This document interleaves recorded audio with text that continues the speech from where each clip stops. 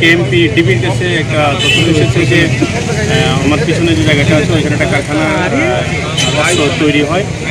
তো আমরা এই তথ্যের ভিত্তিতে আমাদের টিম এখানে আসার পরে এখান থেকে বেশ কিছু অস্ত্রের যন্ত্রাংশ উদ্ধার করা হয়েছে এবং এই যন্ত্রাংশগুলো ফিনিশিং দেওয়ার পরে এগুলো পূর্ণাঙ্গ একটা অস্ত্র তৈরি হবে।